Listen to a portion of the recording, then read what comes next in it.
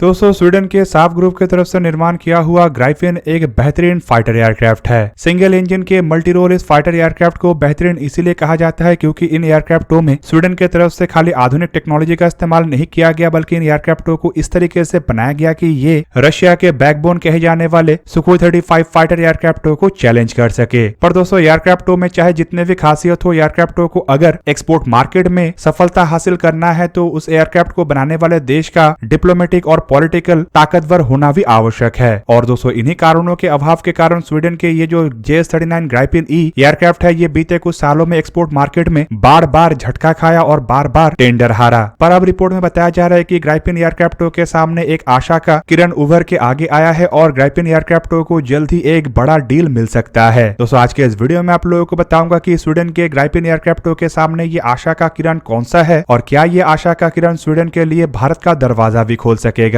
तो डिटेल में जानने के लिए वीडियो के आखिर तक बने रहिए और चैनल को सब्सक्राइब और वीडियो को लाइक जरूर कीजिए। तो दोस्तों बीते कुछ सालों में स्वीडन की तरफ से निर्माण किया हुआ ग्राइपिन ई एयरक्राफ्टों को लेकर स्वीडन को बीते कुछ सालों में मल्टीपल टेंडरों में हिस्सा लेने का मौका मिला और दोस्तों कई बार तो ऐसा भी हुआ कि टेंडर जीतने के लगभग पास तक ही एयरक्राफ्ट आ गया था। पर दोस्तों स्वीडन को बार बार टेंडर हारना पड़ा और उसके पीछे एयरक्राफ्टों के कमजोरी नहीं बल्कि एयरक्राफ्टों को लेकर किए गए लॉबिंग ही है। ज्यादातर स्वीडन के JS-39 ग्राइपिन एयरक्राफ्टों को F-35 फाइटर एयरक्राफ्टों से चुनौती मिला और F-35 के सामने स्वीडन को हार मानना पड़ा। हालांकि इन सभी के बावजूद अब बताया जा रहा है कि स्वीडन के ये ग्राइपिन फाइटर एयरक्राफ्टों को जल्द ही दो महत्वपूर्ण डील मिल सकता है क्योंकि दो देश ऐसे हैं जो इन एयरक्राफ्टों को लेकर इंटरेस्ट दिखा रहा है। दोस्तों ये ग्राइपिन एयरक्राफ्टों के लिए एक आशा का किरण है और दोस्तों बताया ये जा रहा है कि ये जो किरण है ये कोलंबिया और फिलीपीन से आ रहा है। मतलब रिपोर्ट के मुताबिक फिलीपीन और कोलंबिया ये दो देश है जो स्वीडन से JS-39 ग्राइपिन ई जैसे एयरक्राफ्टों को खरीदने को लेकर इंटरेस्ट दिखा रहा है। दोस्तों फिलीपीन को अगर देखा जाए तो स्वीडन के तरफ से लंबे समय से फिलीपीन को इन एयरक्राफ्टों को बेचने को लेकर प्रयास किया जा रहा है और रिपोर्ट के मुताबिक साल 2016 से ही मनीला को स्वीडन के द्वारा इन एयरक्राफ्टों का बार बार ऑफर किया जा चुका है। हालांकि दोस्तों स्वीडन को खाली इन एयरक्राफ्टों को बेचने को लेकर लॉबिंग को ही झेलना नहीं पड़ रहा है बल्कि इसके अलावा रिपोर्ट में तो ये भी बताया जा रहा है कि फिलीपीन को एयरक्राफ्टों को बेचने को लेकर ह्यूमन राइट्स भी एक तरीके का बाधा बना हुआ है। फिलीपीन के जो पूर्व राष्ट्रपति है उनके ऊपर ह्यूमन राइट वायलेशन का कुछ इल्जाम लगा हुआ था जिस कारण स्वीडन की तरफ से एयरक्राफ्टों के ऑफर को लेकर भी कई तरीकों की चुनौतियों का सामना करना पड़ा क्योंकि दोस्तों स्वीडन एक ऐसा देश है जो ह्यूमन राइट को काफी बारीकी से मानता है और ऐसे किसी देश को हथियार नहीं दे सकता है जो ह्यूमन राइट का 1% भी वायलेशन करता हो। पिछली बार इन एयरक्राफ्टों को लेकर नवंबर महीने में खबर आया था कि स्वीडन इन एयरक्राफ्टों को फिलीपीन को बेचने के लिए तैयार है और स्वीडन के गवर्नमेंट की तरफ से सभी चीजों को जांचने के बाद खास करके ह्यूमन राइट वायलेशन को लेकर जो इल्जाम है उसे जांचने के बाद एयरक्राफ्टों को बेचने को लेकर अनुमति दिया गया है।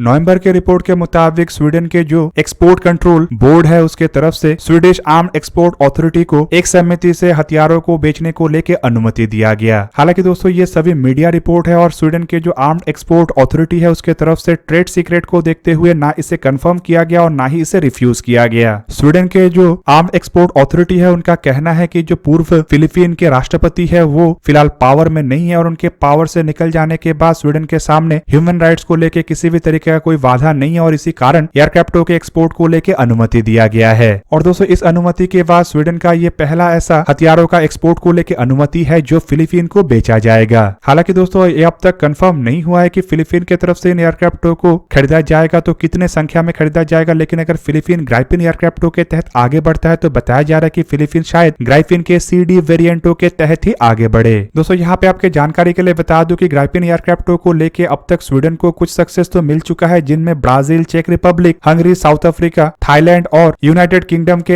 एम्पेरियर ट्रेनिंग पायलट स्कूल के द्वारा इन एयरक्राफ्टों का इस्तेमाल किया जाता है। लेकिन स्वीडन को कई जगहों में अमेरिका के F-35 जैसे फाइटर एयरक्राफ्टों के कारण डील को खोना पड़ा जिनमें डेनमार्क, फिनलैंड, नॉर्वे जैसे देश है जो पहले तो स्वीडन से एयरक्राफ्टों को खरीदने को लेकर हामी भरा था लेकिन अमेरिका के लॉबिंग और अमेरिका के ऑफर को देखते हुए उनके द्वारा स्वीडन के एयरक्राफ्ट को ठुकराते हुए अमेरिकी एयरक्राफ्टों के तरफ आगे बढ़ा गया। इसके अलावा कनाडा की तरफ से भी लगभग एयरक्राफ्टों को खरीदने के करीब आके एयरक्राफ्टों को ठुकराया गया और अमेरिका के F-35 फाइटर एयरक्राफ्टों को परचेस किया गया। दोस्तों स्वीडन के लिए F-35 एक चुनौती नहीं बल्कि अमेरिका के लॉबिंग ही सबसे बड़ा चुनौती है क्योंकि बताया जाता है कि F-35 एयरक्राफ्ट ने एयरक्राफ्टों के टेंडर नहीं जीता बल्कि अमेरिका के लॉबिंग के कारण ही उन देशों की तरफ से F-35 फाइटर एयरक्राफ्टों को चुना गया। अब दोस्तों फिलीपीन से आगे बढ़ के अगर हम कोलंबिया के मामले को देखें तो सितंबर महीने में कोलंबिया के नए प्रेसिडेंट आने के बाद नए एयरक्राफ्टों को खरीदने को लेकर अफवाह फैलने लगा। बेसिकली कोलंबिया अपने बेड़े के पुराने एयरक्राफ्टों को रिप्लेस करने के लिए ही नए एयरक्राफ्टों को खरीदना चाहता है। इवन दोस्तों रिपोर्ट में यही बताया जा रहा है कि नवंबर महीने के 29 तारीख को कोलंबिया के डिफेंस मिनिस्टर और यूनाइटेड स्टेट के डिफेंस सेक्रेटरी लॉयड अस्टन के बीच में एक मुलाकात भी हुआ था, जहां पे कोलंबिया के डिफेंस मिनिस्टर के द्वारा उनके काउंटर पार्ट के सामने ह्यूमन राइट रीअप्रोचमेंट और इलीगल ग्रुप और एंटी ड्रग ट्रैफिकिंग एफर्ट के ऊपर बातें किया गया। और दोस्तों इन बातों के बाद ही नए एयरक्राफ्टों को खरीदने के अफवाह सामने आया। जबकि दोस्तों उस दरमियान ये भी खबर था कि शायद कोलंबिया के तरफ से अमेरिका से F-16 एयरक्राफ्टों को खरीदने को लेकर चर्चा किया गया, लेकिन इसके ऊपर ना ही किसी देश के तरफ से कोई बात कहा गया और ना ही सवालों के जवाब में F-16 का कहीं पे कोई जिक्र था। कोलंबिया की तरफ से अपने पुराने हो चुके एयरक्राफ्टों को रिप्लेस करने को लेकर लगातार प्रयास किया जा रहा है और उनमें दोस्तों फाइटर एयरक्राफ्ट सबसे महत्वपूर्ण है। और कोलंबिया के मिनिस्टर की तरफ से ये जानकारी दिया गया है कि शायद कोलंबिया के द्वारा साफ ग्राइफिन एयरक्राफ्टों को ही चुनते हुए आगे बढ़ा जाए, क्योंकि इन एयरक्राफ्टों को कोलंबिया की तरफ से एक बेहतरीन एयरक्राफ्ट के रूप में देखा जा रहा है और उनका यह भी कहना है कि ग्राइफिन एयरक्राफ्ट कोलंबिया की आवश्यकताओं को पूरा करने में सक्षम है। हालांकि दोस्तों साल 2019 में भी ऐसे खबर आया था कि स्वीडन के साफ ग्रुप की तरफ से कोलंबिया को अपने पुराने हो चुके एयरक्राफ्टों को रिटायर करने को लेकर 3 ट्विन सीटेड ग्राइफिन एफ और 12 सिंगल सीटेड ग्राइफिन ई एयरक्राफ्टों का भी ऑफर किया गया है। स्वीडन के साफ ग्रुप की तरफ से कोलंबिया को यह भी भरोसा दिया गया है कि अगर उनके एयरक्राफ्ट को चुना जाता है तो ब्राजील के जो प्रोडक्शन फैसिलिटी है, जहां पे ब्राजील के लिए एयरक्राफ्टों का निर्माण किया जा रहा है, वही से ही एयरक्राफ्टों का निर्माण करके कोलंबिया का आवश्यकताओं को पूरा किया जाएगा। और दोस्तों यहाँ पे आपके जानकारी के लिए बता दूं कि जो ग्राइफिन EF एयरक्राफ्टों का जिक्र किया जा रहा है, असल में ये जो एयरक्राफ्ट है ये ग्राइफिन CD एयरक्राफ्टों के ही इंप्रूव वर्जन है।